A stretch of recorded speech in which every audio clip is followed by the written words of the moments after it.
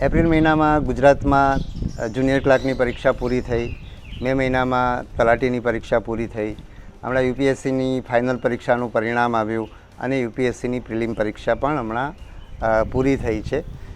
જે પરીક્ષાના પરિણામ બાકી છે એમાં ઉમેદવારો 3 પ્રકારની માનસિક સ્થિતિમાંથી પસાર થતા હોય. કેટલાક ઉમેદવારો એવા છે કે જેમને ખાતરી છે કે પરિણામ આવશે ત્યારે એવું પાસ થશે. કેટલાક એવા હશે કે જેમને એમ છે કે કદાચ પાસ થાય, કદાચ ના થાય, એટલે કે બોર્ડર ઉપર છે. અને કેટલાક ઉમેદવારો એવા છે કે જેમને ખાતરી છે અથવા એમણે એવું માની લીધું છે કે આ પરીક્ષામાં એ પાસ નહીં જ થાય. અને આજનો વિડીયો એ વિદ્યાર્થીઓ માટે છે કે જેમના મનની અંદર પરીક્ષામાં પાસ નહીં થાય એની ખાતરી છે, તો એમણે હવે શું કરવું જોઈએ એને ધ્યાનમાં રાખીને આજે આ વિડીયો બનાવી રહ્યો છું. સાથે સાથે હમણાં ગૌણ સેવા પસંદગી મંડળે એમની નવી પરીક્ષા પદ્ધતિ જાહેર કરી છે. એટલે જે લોકરક્ષકની પરીક્ષા આપવા માગે છે એવા ઉમેદવારો પણ ક્યાંક ક્યાંક એવો સવાલ પૂછી રહ્યા છે કે લોકરક્ષકની હવે શું સ્ટાઇલ હશે, શું પરીક્ષા પદ્ધતિ હશે. તો એના વિશે પણ હું છેલ્લે થોડીક વાત કરીશ. જો મને સમય રહેશે તો લોકરક્ષકના કોમન ઉમેદવારો વિશે પણ હું છેલ્લે વાત કરીશ. તો સૌથી પહેલાં તો જે લોકોને પરીક્ષામાં સફળ થવાની શક્યતા જણાતી નથી એવા વિદ્યાર્થીઓ માટેની વાત કરીએ તો પહેલાં તો સૌથી પહેલાં માની ના લઈએ કે આપણે પાસ નહીં થઈએ. એમાં પણ પાસ થવાની શક્યતા રહેતી હોય છે. છતાં પણ અત્યારે તમને એવું છે કે તમે પાસ નથી થવાના તો એક નિરાશા આવે એ સ્વાભાવિક છે. પણ એ નિરાશા કેટલો સમય ચાલે અને એ નિરાશાને આપણે કેવી રીતે હેન્ડલ કરીએ એના આધારે આપણું ભવિષ્ય નક્કી થતું હોય છે. એટલે એ નિરાશામાંથી બહાર કઈ રીતે નીકળવું, બહાર નીકળવાના ઘણા બધા રસ્તા હોઈ શકે. ઘણા બધામાંથી તમે પસાર થઈ રહ્યા છો, ઘણામાં જાણીને પસાર થઈ રહ્યા છો અને મોટાભાગે અજાણતા પસાર થઈ રહ્યા છો. તો એક સામાન્ય રીતે એવું થતું હોય છે કે આપણને પરીક્ષામાં કંઈક ખામી હતી અથવા તો આ બરાબર નહોતું કે અથવા આ બદલાઈ ગયું એવું લાગતું હોય છે. અને આમાંથી હું પણ પસાર થયો છું. મેં અગાઉ વાત કરી છે છતાં રિપીટ કરું કે 12મા ધોરણમાં મારે ડૉક્ટર થવું હતું અને ભૌતિક શાસ્ત્રમાં અમારા ત્યાં એવું પદ્ધતિ હતી કે પહેલાં એક પ્રશ્ન છે, એક પાઠમાંથી પૂછાય, પહેલા પાઠમાંથી, બીજો પાઠ ઓપ્શનમાં આવે, એના વિકલ્પમાં આ અથવા આ, પછી ત્રીજા પાઠના ઓપ્શનમાં ચોથો આવે, ચોથું પ્રકરણ આવે. એટલે મેં કેટલાક પ્રકરણો છોડી દીધેલા અને પ્રિલિમ પરીક્ષામાં આ બદલાઈ ગયું પહેલી વાર. અને એ વખતે મેં એવું માની લીધું કે આ તો પ્રિલિમમાં બોગસ પેપર કાઢ્યું છે અને આવું ના થાય, ફાઇનલમાં નહીં જ થાય. અને ફાઇનલમાં એવું જ થયું. અને હું 5 માર્ક્સે 4 કે 5 માર્ક્સે મેડિકલમાં હું રહી ગયો છું. પણ મારા આઈ થિંક બાયોલોજીના કંઈક 65 થી 70ની વચ્ચે ગુણ હતા, કેમિસ્ટ્રીમાં 89 ગુણ હતા અને ભૌતિકમાં માત્ર 54 ગુણ હતા. એટલે જો ભૌતિકશાસ્ત્રમાં મારે સામાન્ય ગુણ પણ આવ્યા હોત તો હું પાસ થઈ જાત. પણ મેં પરીક્ષા પદ્ધતિને જવાબદાર ગણી અને હું પણ એ માનસિક સ્થિતિમાંથી પસાર થયો હતો. હા, એન્જિનિયરિંગમાં આવી ગયો અને પછી હું ભણવા લાગ્યો. શરૂઆતમાં 6 મહિના નિરાશા હતી. પેપરનું મને યાદ છે ત્યાં સુધી થોડોક સમય જ રહેલું કે આ પેપર આવું નીકળ્યું એમ, બરાબર છે. કદાચ એવું પણ થયું હશે કે મેં આ પ્રિલિમમાં જે સિગ્નલ મળ્યો એ નહીં સાંભળ્યો, પણ મને અત્યારે યાદ નથી એટલે એની વાત ના કરું. પણ મારા પોતાના જીવનમાં આવું થયું હતું એવી એક વાત તમને કહું છું. એટલે જો આપણે દોષ કાઢવા હશે તો બીજા કોઈના પણ દોષ નીકળી શકશે. ઇવન હું એમ કહીશ કે આપણા પોતાના પણ દોષ નીકળી શકશે. એટલે બીજાના દોષ કાઢવાથી પણ ફાયદો નહીં થાય, બીજી પદ્ધતિનો દોષ કાઢવાથી પણ ફાયદો નહીં થાય, પોતાનો દોષ કાઢવાથી પણ ફાયદો નહીં થાય. આપણો ફાયદો તો જ થશે કે હવે પછી શું કરવાનું છે એના ઉપર ધ્યાન આપીએ. એટલે એમાંથી આપણે કંઈ શીખવાનું છે તો શીખીને આગળ વધીએ, અથવા તો બીજા વિકલ્પો તપાસવાના છે તો એ તપાસીએ. એટલે હવે પાછળ જે થયું, ભૂતકાળમાં જે કંઈ થયું છે એને વાગોળ્યા કરીએ, એની આજુબાજુ ફર્યા કરીએ તો ભવિષ્ય તરફ આપણે જઈ ના શકીએ. એટલે આપણું હવે ધ્યાન ભવિષ્ય તરફ કેવી રીતે લઈ જવું એની વાત હું અત્યારે કરી રહ્યો છું. એટલે જો દોષારોપણની તમને મનમાં દોષ, બીજાના દોષ દેખાતા હોય અથવા તો આજુબાજુથી પણ તમને એવા બધા બહુ મળી શકશે. હમણાં યુપીએસસીની પ્રિલિમ પૂરી થઈ એટલે હમણાં એવા વિડીયો ચાલુ થયા છે કે ભાઈ યુપીએસસી છે ને એમાં બેકઅપ શું કરવું, એમ યુપીએસસીમાં પાસ ના થઈએ તો શું કરવું જોઈએ. હવે એ અત્યારે એ વિડીયો એટલા માટે પણ કદાચ થઈ રહ્યા હોય કે મોટાભાગના લોકોને મનમાં એવું છે કે યુપીએસસીનું પેપરો બહુ સારા નહોતા, ખરાબ હતા, અઘરા હતા વગેરે વગેરે. તો એ બધાના મનને એવું કોઈ કહે કે ના ખરેખર અઘરા હતા એટલે હવે તમારે તો બીજું કંઈક વિચારી લેવું જોઈએ, એવી વાત કરનારા વિડીયો બહુ સારી રીતે ચાલે તો અત્યારે તો કોમર્સનો જમાનો છે, તમારો વિડીયો જે ચાલે એ જ લોકો મૂકતા હોય છે. એટલે એવું પણ બની શકે કે તમને આજુબાજુથી બહુ જ બધું મળી શકે કે આમાં તમારી કોઈ ભૂલ નથી અથવા તો આ બધું આવું થયું એટલે આવું થાય છે, પણ એ સાચું છે કે ખોટું છે એમાં જવાને બદલે હવે શું કરવું એના ઉપર, એ સાચું પણ હોઈ શકે. હું એમ નથી કહેતો કે સાચું ના પણ હોય, પરીક્ષા પદ્ધતિમાં ભૂલ પણ હોઈ શકે, એ તલાટીમાં જુનિયર ક્લાર્કમાં પણ તમે કાઢી શકો, પણ એ છે કે નહીં એના કરતાં હવે શું કરવું એના ઉપર ધ્યાન આપવાથી મને લાગે છે કે તમને ફાયદો થશે. એટલે એક તો મારે એ કહેવું છે કે સ્પર્ધાત્મક પરીક્ષાઓ બહુ જ અનિશ્ચિત હોય છે, એની અંદર જગ્યાઓ ખૂબ ઓછી હોય છે, સ્પર્ધા ઘણી વધારે હોય છે. એટલે આ પરીક્ષામાં સફળ થનારાની સંખ્યા જૂજ રહેવાની છે, નિષ્ફળ થનારાની સંખ્યા ઓછી રહેવાની છે. તો આમાંથી આપણે શું શીખી શકીએ? આમાંથી એક જ વસ્તુ મને લાગે છે કે શીખવાની છે કે આ પરીક્ષા માટે જી જાન આપી દેવો, પણ એટ ધ સેમ ટાઈમ બીજો કંઈક વિકલ્પ આપણે ચાલુ રાખવો, બલકે આપણે વહેલામાં વહેલી તકે એ કરી લેવો જોઈએ અથવા એ વિકલ્પ આપણા મનની અંદર હોવો જોઈએ. બરાબર. આવા મારી પાસે 3 વિદ્યાર્થીઓ એ સંપર્ક મારો કરેલો છે ભૂતકાળમાં જુદા જુદા સમયે, એના વિશે પણ હું વાત કરીશ. પણ મારે કહેવાનું એ છે કે માત્ર સ્પર્ધાત્મક પરીક્ષા ઉપર મદાર રાખવો નહીં, અને માત્ર તૈયારી, આમાં 2 રીતે કહીશ કે એક તો તૈયારી કદાચ તમે આ સ્પર્ધાત્મક પરીક્ષાઓ માટે અત્યાર સુધી જે ભણ્યા એ દરમિયાન તમે કોઈ તૈયારી ના કરી હોય તો કદાચ તમે શરૂઆતના 6 મહિના આ પરીક્ષાની માત્ર તૈયારી કરો અને પછી તમે બીજી કોઈ પણ નોકરી લઈને તમે સાથે સાથે તૈયારી કરો તો એનાથી તમને 2 ફાયદા થશે. કોઈ પણ પરીક્ષા માટે વર્ષો વર્ષ, 1 વર્ષ, 2 વર્ષ, 3 વર્ષ, 4 વર્ષ, અને આમાં તો બહુ જ વર્ષો લાગી જતા હોય છે ઘણીવાર, અને બહુ વર્ષો પછી થાય કે નહીં થાય એની ખાતરી પણ નહીં. તો સતત આ જ એક પરીક્ષાની તૈયારી જ કરતા રહેવું, એમાં એ શક્ય નથી, અથવા તો એમાં તમારી અસરકારકતા બહુ ઓછી થઈ જશે. કારણ કે રાત દિવસ વાંચ્યા જ કરવું, આ પુસ્તકોને લગતું જ વાંચ્યા કરવું, સ્પર્ધાત્મક પરીક્ષાને લગતું વાંચ્યા કરવું, એટલે એમાં તમારી અસરકારકતા વાંચવાની બહુ ઓછી થઈ જાય. એટલે જો તમે સાથે સાથે બીજું કંઈ કરતા હશો તો તમારો જે સમય વધશે, તમે સવાર સાંજ વાંચતા હશો, તમે તમારા રજાના દિવસે વાંચતા હશો, તો એ બધામાં તમે તમારા સમયનો ઉપયોગ કરતા શીખશો, અને અસરકારક રીતે તૈયારી કઈ રીતે કરવી, કઈ વસ્તુ વાંચવી, વારંવાર પુનરાવર્તન કરવું, અમુક વસ્તુઓ કાઢી જ નાખવી, પરીક્ષાની પદ્ધતિને બરાબર સમજવી, અને ઓછામાં ઓછા પ્રયત્નમાં પરીક્ષા કઈ રીતે સફળ થાય એના ઉપર તમારું ધ્યાન જશે, અને એવું થશે તો તમારી સફળ થવાની શક્યતા વધી જશે. એટલે મારું સૂચન આ છે, અને હું અત્યારે પરીક્ષા આપતો નથી એટલે મારું સૂચન, આમ પણ હું દર વખતે કહું છું કે મારા સૂચનને સૂચન તરીકે જ લેવું, નિર્ણય તમારે કરવો, પણ મને એવું લાગે છે કે સતત તૈયારી કરવાના બદલે સાથે સાથે જો તમે કંઈ કરશો તો સારું રહેશે.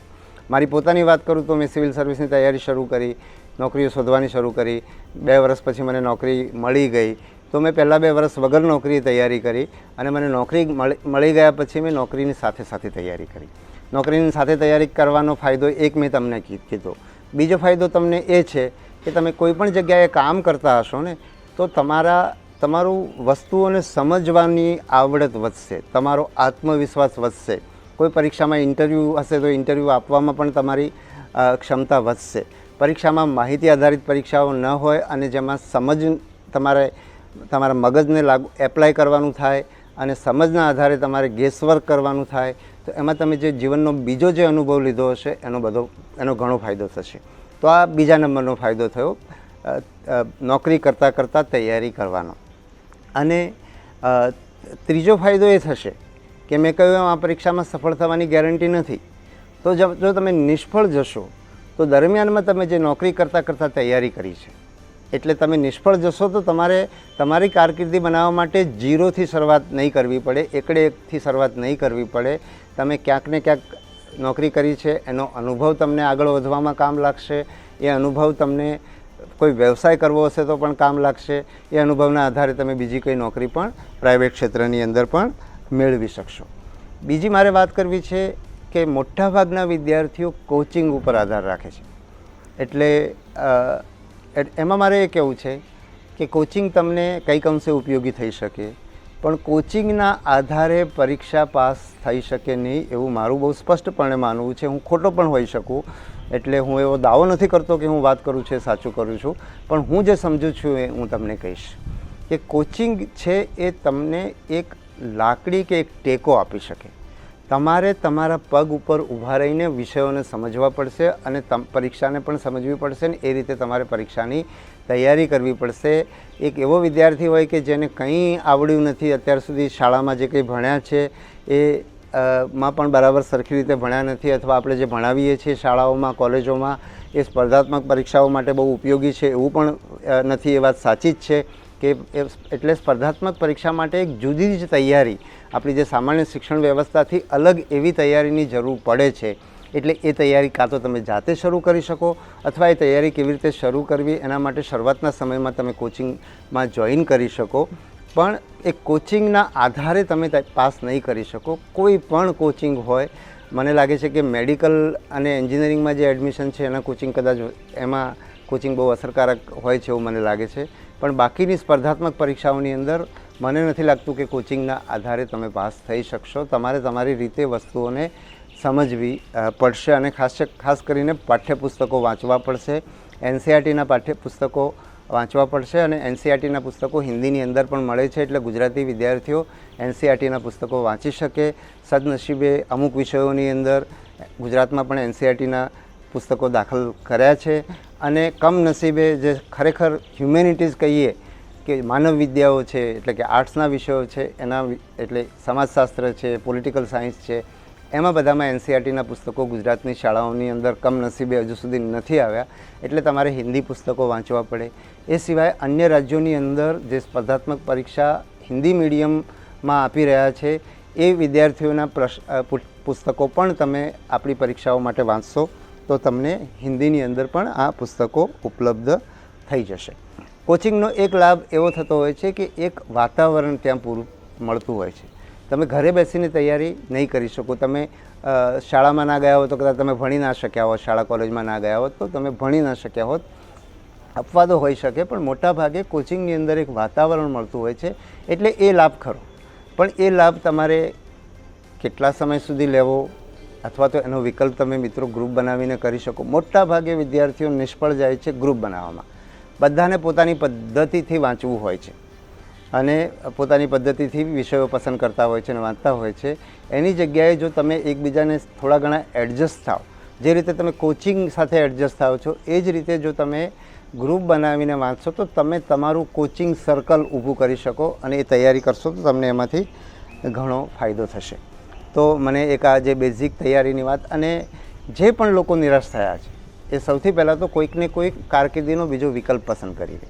તમને કદાચ હવે લોકરક્ષકની પરીક્ષા આપવાની થાય એનું જો એની જાહેરાત આવે તો, ગૌણ સેવાએ તો ઓલરેડી જાહેરાત આપી જ છે, તો એ બધાની તૈયારી તમે નોકરી કરતાં કરી શકશો. દોડવાની તૈયારી પણ તમે નોકરી કરતાં કરી શકશો, અને મેં કહ્યું એમ તમે અસરકારક રીતે કરી શકશો. અને તમારે ઓછા સમયની અંદર વધારે સારી તૈયારી કરવી હશે તો તમારે તમારી જાતને બહુ ઘડવી પડશે. એટલા માટે પણ મને લાગે છે કે તમારે બીજો વિકલ્પ શોધી લેવો જોઈએ. સાથે સાથે મારે એ પણ કહેવું છે કે આપણે ત્યાં સ્પર્ધાત્મક પરીક્ષાઓની અંદર મોટા ભાગે ગરીબ અને મધ્યમ વર્ગના બાળકો આવે છે, અને એ વર્ગના લોકો બીજો વિકલ્પ જોતા નથી એવું મને લાગે છે. એટલે કે માત્ર સરકારી નોકરી જ શું કામ વિકલ્પ હોઈ શકે.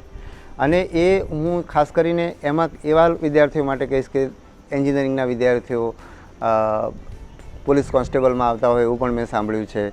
મારે ત્યાં અહીંયા ડીજી ઓફિસમાં એક આઉટસોર્સિંગ એજન્સી અમને મેન પાવર પૂરો પાડે છે, તો અમારે ત્યાં એક 7,000ની નોકરીમાં એક એન્જિનિયર જોવા મળે છે. તો ઘણી બધી જગ્યાએ આવા એન્જિનિયરો જોવા મળે છે. હું એમ નથી કહેતો કે તમે સ્પર્ધાત્મક પરીક્ષા ના આપો, તમારો અધિકાર છે ને તમે આપો, પણ સાથે સાથે તમે જો એન્જિનિયર છો તો તમે તમારી એન્જિનિયરિંગનું કામ કરતાં જો તમે આપશો તો તમે સ્પર્ધાત્મક પરીક્ષાનું મેં કહ્યું એમ તમે અસરકારક રીતે તૈયારી કરી શકશો. અને જો તમે સ્પર્ધાત્મક પરીક્ષામાં પાસ નહીં થાવ તો તમે એન્જિનિયરિંગમાં જે કામ કર્યું છે એની અંદર તમને વધારે તમારો અનુભવ થઈ ગયો હશે, એ તમને કામ લાગશે. અને સાથે સાથે સ્પર્ધાત્મક પરીક્ષાઓમાં તમે જે શીખ્યા છો, એટલે તમે નોર્મલ એન્જિનિયર કરતાં તમારી પાસે બે વસ્તુ છે. એક નોર્મલ એન્જિનિયર જેટલું તમે ભણ્યા છો એના જેમ જ તમે ઓફિસમાં કામ કર્યું છે, ફેક્ટરીમાં કામ કર્યું છે અને સાથે સાથે તમે સ્પર્ધાત્મક પરીક્ષા આપવા માટે તમે તૈયારી કરી છે અને એના કારણે તમે તમારા સમયનો સદુપયોગ કર્યો છો. મેં તમને 2 એડવાન્ટેજ કીધા કે એક તમારું એન્જિનિયરિંગ પહેલાંની જેમ જ ભણેલા છો, અનુભવ પણ એની જેમ જ છે, સાથે સાથે તમે સ્પર્ધાત્મક પરીક્ષાની તૈયારી કરી છે, બીજો લાભ. અને ત્રીજો લાભ એ કે તમે તમારા સમયનો સદુપયોગ કર્યો છે અને એના કારણે તમારી જે આવડત ડેવલપ થઈ છે એટલે તમારા સાથી એન્જિનિયર કરતાં તમે ઝડપથી એમાં આગળ નીકળી શકશો. એટલા માટે, અને આ માત્ર એન્જિનિયરિંગની વાત નથી, જે પણ પ્રોફેશનલ સબ્જેક્ટ્સ છે, સાયન્સના વિષયો હોઈ શકે, ઇવન તમે CA કરતા હોય અને તમે આ આપતા હો, કે ઇવન આર્ટ્સમાં તમે એકેડેમિક્સના ક્ષેત્રમાં જવા માગતા હો, પેરેલલી તમે બીજો વિકલ્પ રાખ્યો હોય, તો એ બધા લોકો પોતાનો બીજા વિકલ્પની સાથે સાથે જો સ્પર્ધાત્મક પરીક્ષાઓનો વિકલ્પ રાખશે તો વધારે સારું રહેશે. એટલે માત્ર, અને હું જોઉં છું કે ઇવન IAS IPS અધિકારીના બાળકો, સંતાનો મોટાભાગે હવે સિવિલ સર્વિસ પરીક્ષાઓ આપતા નથી. એટલે એનો અર્થ એમ થયો કે સિવિલ સર્વિસ કરતાં, એટલે આવા ભણેલા ગણેલા લોકો જેમના માતા પિતાએ સિવિલ સર્વન્ટ તરીકે કામ કરી રહ્યા છે અથવા કર્યું છે, જે આ સ્પર્ધાત્મક પરીક્ષામાં પોતાના સંતાનોને મદદ કરી શકે, એ સંતાનો પણ બીજો વિકલ્પ પસંદ કરે છે. એનો અર્થ એમ થયો કે બીજો વિકલ્પ સારો વિકલ્પ હશે તો જ એ લોકો આ કરતા હશે. બાકી એ લોકો સિવિલ સર્વિસ પરીક્ષામાં પાસ થવા માટેની શક્યતા એમની વધારે છે, છતાં પણ એ બીજો વિકલ્પ પસંદ કરે છે. એટલે આપણે એમની પાસેથી એ શીખવાનું છે કે આપણે પણ બીજા વિકલ્પોને પણ એટલું જ મહત્ત્વ આપવાનું છે.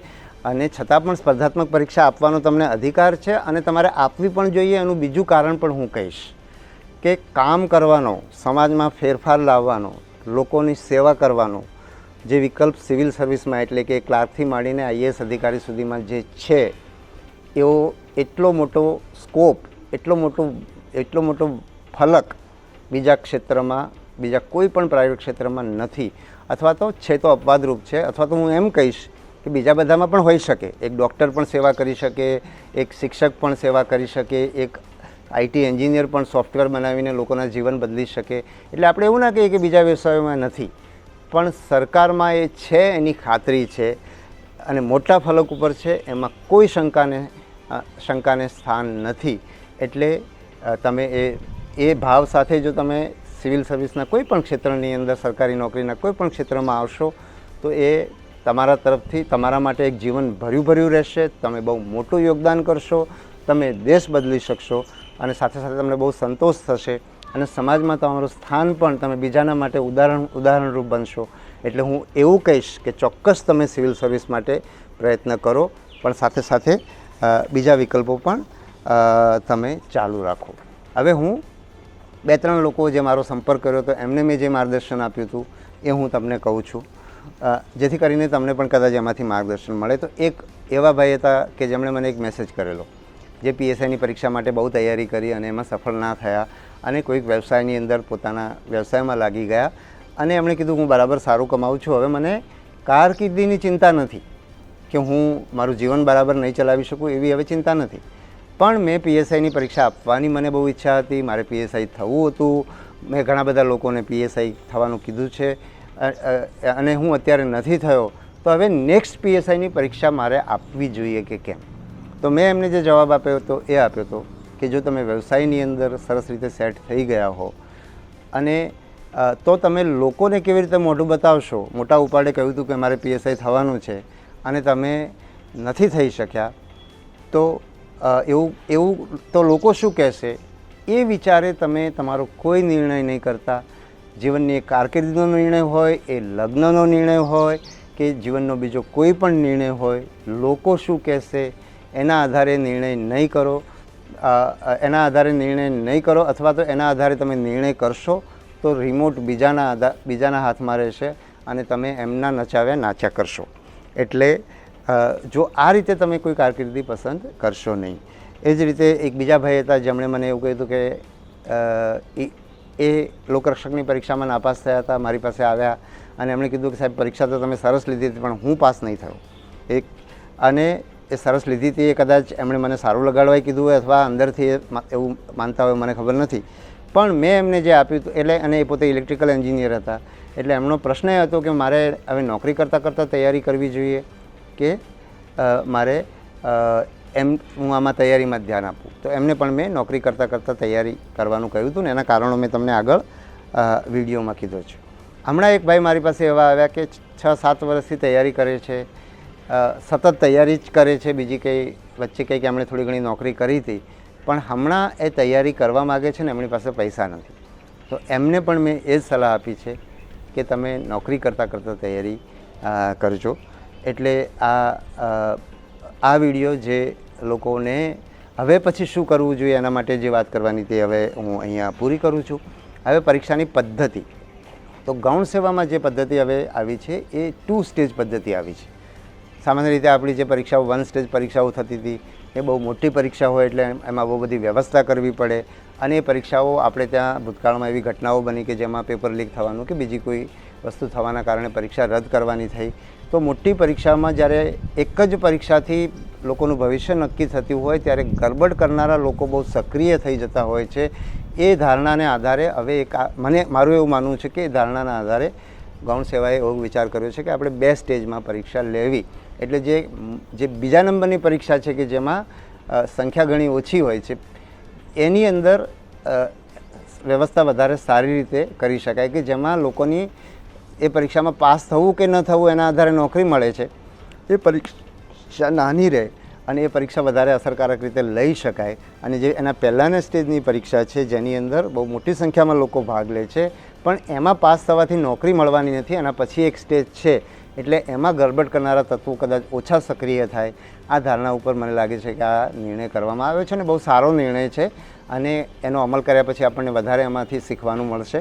પણ બહુ સમજી વિચારીને અત્યારે કર્યો છે ને મને લાગે છે કે એમાં સારા પરિણામ જ આવશે.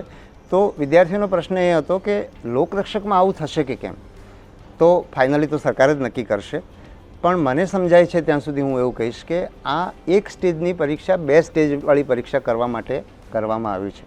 જ્યારે લોકરક્ષક અને પીએસઆઈની પરીક્ષા અત્યારે પણ 2 સ્ટેજની પરીક્ષા છે, એટલે કદાચ એમાં ફેરફાર કરવાની જરૂરિયાત ઊભી નહીં થાય. અને એમાં જે સેકન્ડ સ્ટેજની જે લેખિત પરીક્ષાઓ છે જે આપણા માટે બહુ જોખમી થઈ જાય છે એ પરીક્ષાઓ નાની સંખ્યામાં લેવાની થતી હોય છે, એટલે કદાચ એમાં બહુ ફેરફાર નહીં થાય એવું મારું માનવું છે.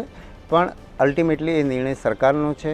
હું લોકરક્ષક ભરતી બોર્ડના અધિકારી મતલબ ચેરમેન તરીકે પણ આ વસ્તુ હું કહેતો નથી, કારણ કે કોઈપણ ભરતી બોર્ડે સરકારે તૈયાર કરેલા નિયમોના આધારે પરીક્ષા લેવાની હોય છે.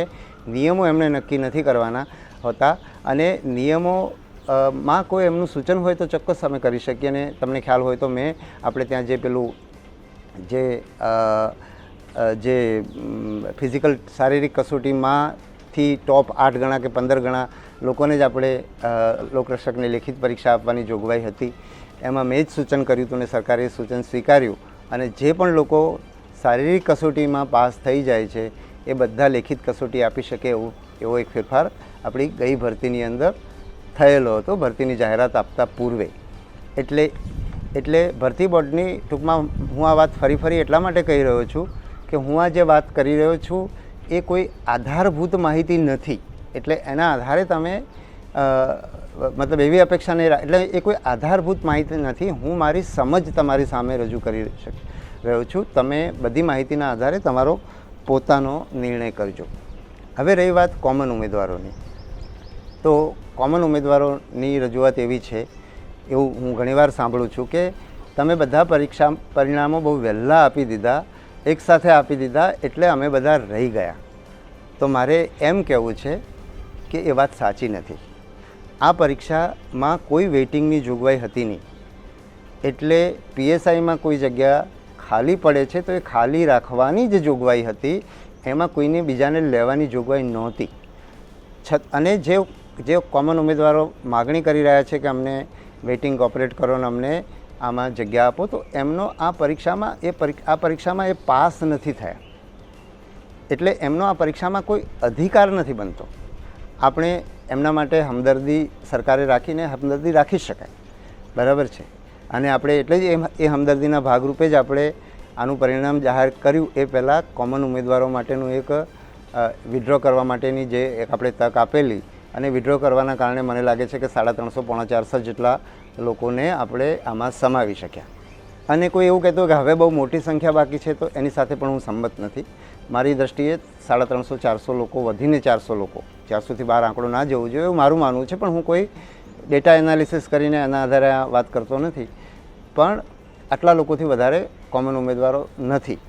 અને પરીક્ષાની જે જાહેરાત પડી એમાં માત્ર જે લોકો પાસ થાય અથવા જેટલી જગ્યાઓ છે એટલા જ ઉમેદવારો લેવાની જોગવાઈ હતી અને એક જ વાર લેવાની જોગવાઈ હતી. એનો કોઈ વેઇટિંગ ઓપરેટ કરવાની જોગવાઈ નહોતી. એટલે એમનો આ અધિકાર બનતો નથી. એમને સરકારે જે અગાઉ મેં કીધું એમ આપણે જે એક તક આપી અને વિડ્રો કરવા દીધું એના કારણે 350-400 લોકોને નોકરી મળી, તો એ એક બોનસ છે વિદ્યાર્થીઓ માટે. અને એના કારણે સરકારને એક ફાયદો થતો હોય છે કે અમને તરત આ જગ્યાઓ ભરાઈ જાય. પણ એ અધિકાર બનતો નથી, એ હું સ્પષ્ટ કરું. એટલે તમને મળશે એની મને ખાતરી નથી. અને જે રીતે તમે લોકો માગણી કરી રહ્યા છો એ રીતે મારી હમદર્દી હવે તમારી સાથે હોવાની જગ્યાએ ભવિષ્યની ભરતીમાં આવનાર ઉમેદવારો તરફ છે. મારે સાચી વાત તમને કહેવી જોઈએ કે જે રીતે તમે એને અધિકાર તરીકે જતાવી રહ્યા છો અને તમને અન્યાય થઈ રહ્યો છે એ રીતે જતાવી રહ્યા છો, તો હું એમ કહીશ કે તમને તમારા માટે પૂરેપૂરી હમદર્દી છે. તમારી જગ્યાએ હું પણ જો બોર્ડર ઉપર હોઉં તો મને પણ એમ થાય કે નોકરી મળે. પણ તમે જે રીતે કરી રહ્યા છો એ પ્રમાણે મારી સહાનુભૂતિ તમારા માટે ઓછી થતી જાય છે. અને મને એવું થાય છે કે અત્યારે તમને 300 જણને કે 400 જણને નોકરી આપીએ એના કારણે છે આવતા વર્ષમાં કે ગમે ત્યારે લોકરક્ષકની જે જાહેરાત આવવાની છે એ જે ઉમેદવારો છે એ ઉમેદવારોની તક એટલી ઓછી થાય છે. એટલે આપણે એ રીતે સમજવું પડશે કે તમને જે અને કોઈ પણ પરીક્ષાની અંદર અથવા કોઈ પણ ભરતીની અંદર ભરતી જાહેર થયા પછી નિયમોમાં ફેરફાર કરવો જોઈએ નહીં. અને ઘણા બધા સુપ્રીમ કોર્ટના એવા જજમેન્ટ પણ છે કે પાછળથી ફેરફાર કરો છો ત્યારે તમે કોઈકને ફેવર કરી રહ્યા છો. એટલે વેઇટિંગ હોવું જોઈએ એવું હું પણ માનું છું. પણ એ વેઇટિંગ પરીક્ષા મતલબ કોઈપણ ભરતી જાહેર કર્યા પહેલાં વેઇટિંગની સ્પષ્ટ વાત હોવી જોઈએ અને એને વળગી રહેવું જોઈએ. કોઈપણ ભરતી પ્રક્રિયામાં પાછળથી જ્યારે ફેરફાર કરવામાં આવે છે ત્યારે કોઈકને ફાયદો થાય છે, કોઈકને ગેરફાયદો થાય છે. અને એના કારણે એક એવી વાતાવરણ ફેલાય છે કે આપણે ગમે તે કહીશું, પ્રેશર કરશું એટલે બધું બદલાઈ જશે. એટલે હું એના પક્ષમાં નથી. સરકારને પણ મેં એ જ અભિપ્રાય મારો આપ્યો છે કે હવે પછી આ ફેરફાર કરવો જોઈએ નહીં અને વેઇટિંગ રાખવું હોય તો ભવિષ્યમાં પહેલેથી વેઇટિંગની જાહેરાત કરવી જોઈએ. તો આ છેલ્લી વાત થઈ. આજના ત્રણેય મુદ્દાઓમાં મેં પહેલા મુદ્દો મારા માટે સૌથી મહત્ત્વનો હતો, એની મેં વિગતે વાત કરી છે. બીજો મુદ્દો જે સ્ટાઇલનો હતો એમાં મને મારી જે સમજ છે એ પ્રમાણે વાત કરી છે. અને ત્રીજો મુદ્દો મેં એટલા માટે પણ હું કહી રહ્યો છું કે વારંવાર વિદ્યાર્થીઓ તરફથી આ રજૂઆત આવે છે, તો હું એમાં પણ મેં મારો જે અભિપ્રાય હતો મારો એ મેં સ્પષ્ટ કર્યો છે. તમને બધાને ખૂબ ખૂબ શુભેચ્છાઓ. જે લોકો આ પરીક્ષામાં સફળ નથી થવાની એની ખાતરી છે, નિરાશ થયા છે, એ લોકોને પણ કહીશ કે ખૂબ ઝડપથી આગળ વધો. અને અગાઉ પણ મેં ઘણા દાખલા સાથે કીધું હતું કે કોઈ પણ નિષ્ફળતા કાયમી નથી હોતી, કોઈ પણ સફળતા પણ કાયમી નથી હોતી. એક આઈએએસ અધિકારી તરીકે પસંદ થયેલા લોકો પણ સફળ તો ત્યારે જ થાય છે કે જીવનમાં આઈએએસ અધિકારી તરીકે સરસ કામ કરે. એ જ રીતે કોઈ પણ નિષ્ફળ થયેલો વ્યક્તિ કાયમ માટે નિષ્ફળ હોતો નથી. નિષ્ફળ થયેલા લોકો, એક વખતે નિષ્ફળ થયેલા લોકો જીવનમાં ખૂબ આગળ વધ્યાના દાખલાઓ આપણી સામે છે. બલકે જો એમને એક નાનકડી નોકરીની જગ્યાએ એ નોકરી ન મળવાના કારણે એ બીજા કોઈ ક્ષેત્રોની અંદર એટલા બધા આગળ વધ્યા છે જે નોકરીમાં લાગવાથી કદાચ એ લોકો ના વધી શક્યા હોય, તેવા અસંખ્ય દાખલાઓ આપણી વચ્ચે છે. કે જરા પણ નિરાશ થયા વિના જો તમે જીવનનો નવો પથ કંડારવા માટેનો પ્રયત્ન કરશો, તમારું ધ્યાન ભૂતકાળ તરફ નહીં હોય અને ભવિષ્ય તરફ હશે, તો તમે ચોક્કસ સફળ થશો. મારી ખૂબ ખૂબ શુભેચ્છાઓ. ધન્યવાદ.